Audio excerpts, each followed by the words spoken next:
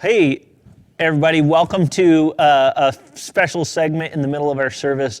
We're going to be interviewing Thad Daniels this morning. Hey, Good buddy, Thad. How are you? Awesome. Glad to have you with us this morning for our church service. You know, each time we do one of these interviews, we just want to try to get to know our people a little better and connect them with you and you with them and just kind of try to get to know each other better. So this session, just want to get to know a little bit about you. So, Thad, tell us about you and your family. How long you been here? Sure. Kids, whatever.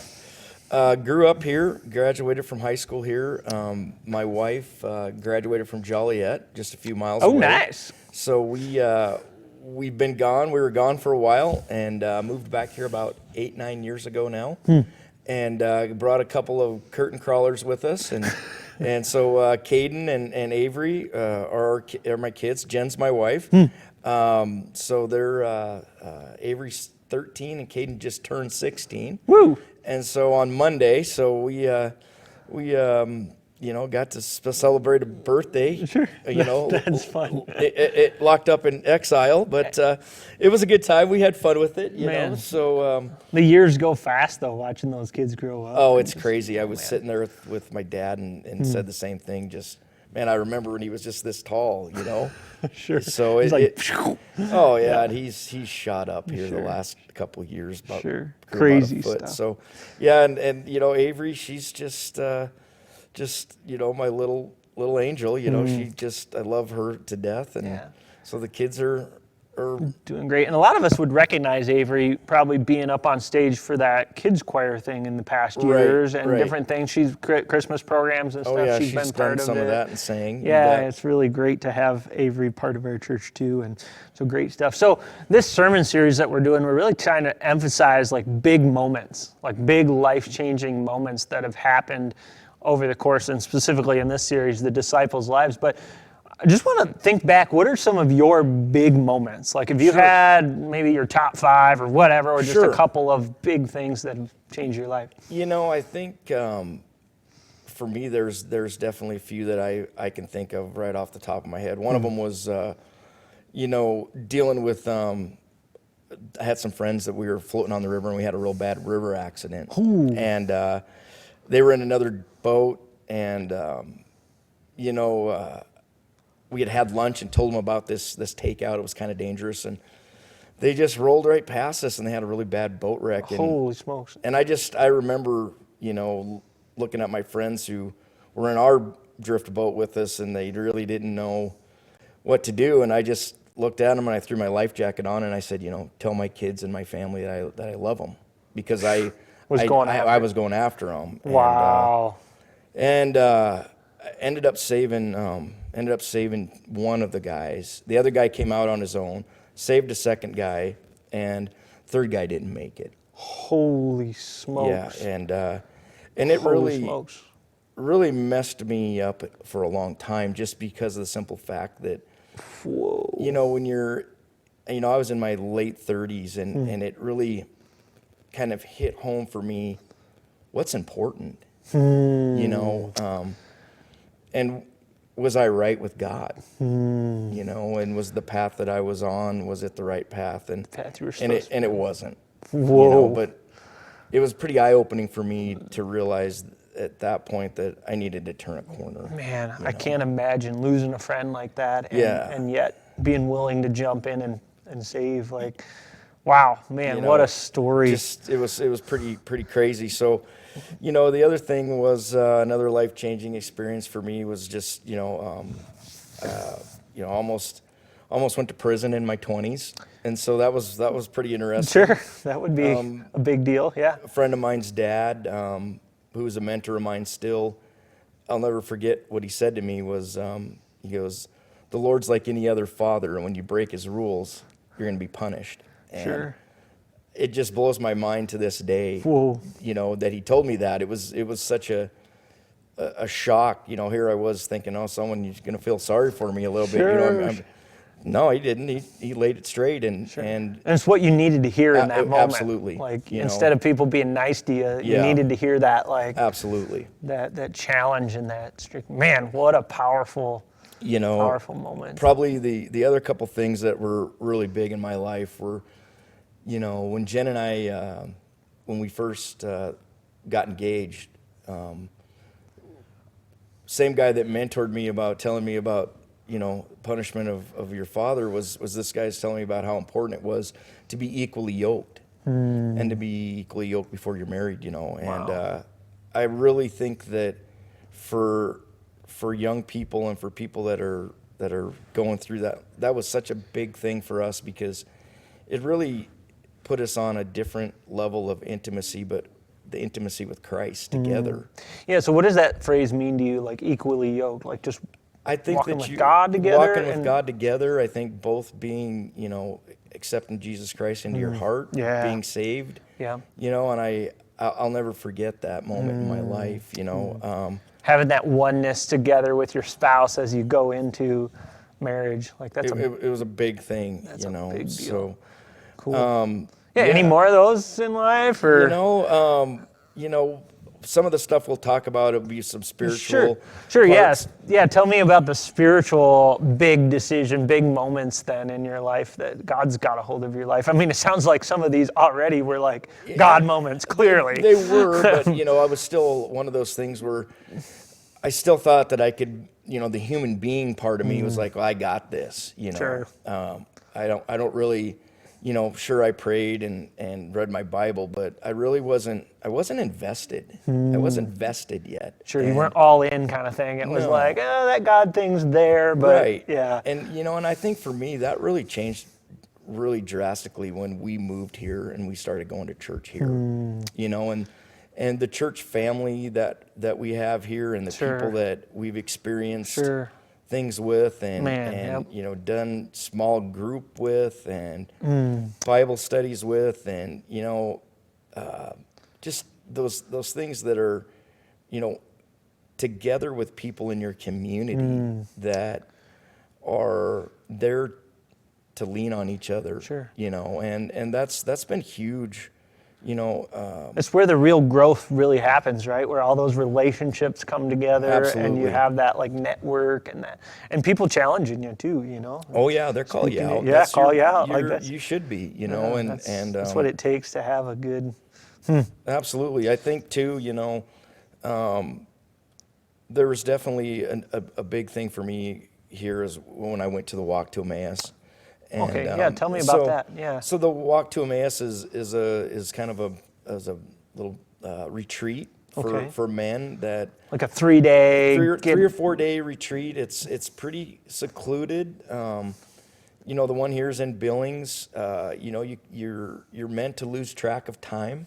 Oh, weird. Yeah, and so Lose control. That's yeah, not fun. You lose control of your technology, and, Sure. and I don't want to give too much out about it. It's really something that you need to experience. It really shows you and talks about what discipleship is, For sure. which ties in a little bit with what we're talking about today. Absolutely. What You true know, discipleship is. Wow. And it really helped me also realize that it's not just about witnessing to other people, whether they're in your church or not, but it also shows you and helped me realize what a disciple is, and that, you know, it's something you got to work at Yeah. every single day. Sure. You know, and that there are a lot of people out there that are in the same boat as you are, that are just regular God-fearing people, but they don't have that confidence in them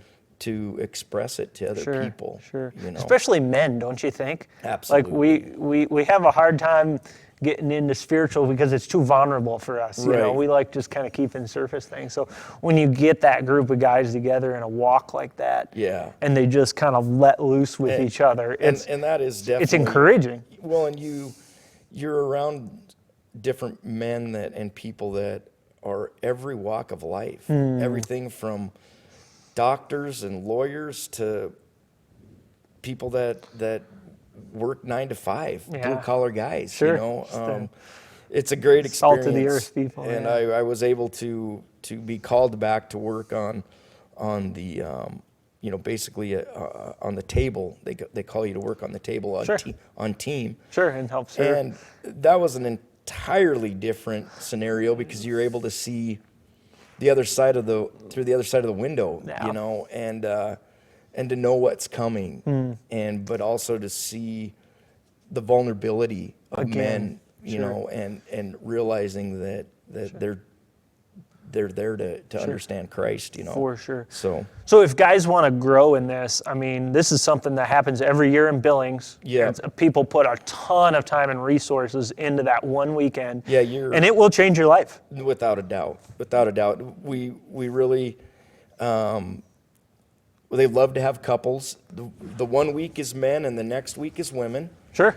And I just highly recommend it if you can get away to that type of a situation and a journey to go Do it. It just do it. Sure. That is but incredible. yeah, so Well, really cool to hear about that stuff. I want to transition to our next question, just thinking about the crazy world we're in right now. These are uncertain times. There's lots of bizarre stuff going on. But how have you, and we don't want to talk about all the opinions of different politicians and stuff, but I am curious of how have you and your family found, peace and tranquility in the midst of this chaos? Because that's what God offers us. How have you? What things have helped you guys, or scriptures or things that might jump out to you? We're a couple things being is first of all taking it serious, and really kind of having to change some rules, and which is tough because everything else, like you said, is going around, and going on, and you have to kind of. I think, as a head of your household and as parents, you got to kind of weave through that and find out what's best for your family, and that's what we kind of did, and some of it's adapting and changing as you go, so just rolling with the punches kind of thing is yeah, what we're all been doing, right? Yeah, I mean we've some of the peace that we found is just praying together as a family. One thing that I've found that's been a lot of peace for me and a lot of grace is, you look at social media, and there's something on social media that really blew my mind. Was there was a person that was their family member was passing away, and I looked through those comments, and what blew my mind is I had a number in my head. I set it at 70%, and I counted. There was 336 comments, and at 70%, which is around 220 or something, those people were all praying for that person. I don't know how high the number went, Josh. But that's a lot of people praying. That was at midnight. Wow. And it just kept going. I didn't check the numbers today, but to me, that's one thing that I really think that this whole situation has helped is I think people and families are together, they're around their table, they're praying. They're coming together in Christ and realizing how important that is. And I don't want to say again, but when there's not so many distractions, it is easier to go, do. What are the simple things we can do as a family? Man, just that simple idea of getting together as a family and praying. Yeah. I bet there's a lot of people listening to us right now that don't do that with their family. So this is a challenge, man. Pray together. And it is a challenge to pray together. It's not something I think is easy for everybody, but we enjoy it. Some of the other stuff we've been doing is some of the extracurricular stuff. We've been doing a little fishing and getting wet in the line. Did you get a big one? How big? What did you catch? We caught a couple 3-pounders. Hey, that's not bad. 18 inches, So, and then, we've been doing a little hiking, a little horn hunting here and there. Sure. Just getting out and enjoying this beautiful state. I think that's the big shame about Montana, right? We get so busy and we forget we live in the most beautiful state in the country. Hopefully this slowdown helps people get out and enjoy it. Yeah, and just, get out and breathe some fresh air. It's good for your lungs. We've been doing a little prairie dog hunting. Ooh, nice. Did some branding, Good. I can tell you that the trampoline is getting lots of use The kids are mainly Avery. Gotcha. She's just out there. Oh yeah, Avery's doing new dance moves and That's great. 1.5 gainers and flips and our poor bird dog. Oh, I forgot about Gus. Gus is she's throwing the ball to Gus back and forth. And, Sure. And so we're dealing with it. Sure. You're like the thing I said to people. You got to make lemonade out of lemons. And like I said today. How am I going to make lemonade? That's right. That's a good statement. You got to look at it that Just way. to define where you're at and move forward. Absolutely. Best you can. Man, some great advice. Last question before we go here. What's the worst thing about being cooped up with your family in a house? It's not such a big deal for me, but I know that the haircut issue is getting a little serious around It's our getting house. serious. Yeah. We need some haircuts. I've been giving myself a haircut for years, so no problem. You're not skipping a beat on your own haircut. I'm not worried. Sure, But it's getting a little serious around our house. So I love it, man. But and I think probably the other thing is just the kids and I say the kids, me too. But sure. So I'm a social person. I like to be around people and visit and bounce things off from each other, and that's been kind of difficult because you can't do that. Yeah, that face-to-face time, you just miss that, man. Oh man, I'm with you. So and I just want to add our community and what's going on. I mean, with our first responders and our people at the hospitals and the grocery stores and the stores in town. And the service they're providing and our small businesses, just thankful for what they're doing, praying for them sure. and help, praying for them through this tough time. And, and one thing I kind of want to add was a piece of scripture that I had last night. And I had read it again this morning to make sure it was a good fit. And it felt right on my heart. And it's in Philippians 4:4. And it says, rejoice in the Lord always. I will say it again, rejoice. Let your gentleness be evident to all. The Lord is near. Do not be anxious about anything, but in everything by prayer and petition with thanksgiving, present your requests to God. And that just hit home for me, and checking on your neighbors and being hospitable and gentleness. Man, good challenges there. And just through these tough times, just to keep doing that. Yeah. So keep walking the walk. Hey, Thad, thanks so much for being here with us bet, and just man. getting to hear from you. These are great challenges, and we're excited to see where God takes you and your family as we continue to get through this. Thanks for having us. Yep. Appreciate Awesome it. stuff, Thad. All right. Good. Thanks.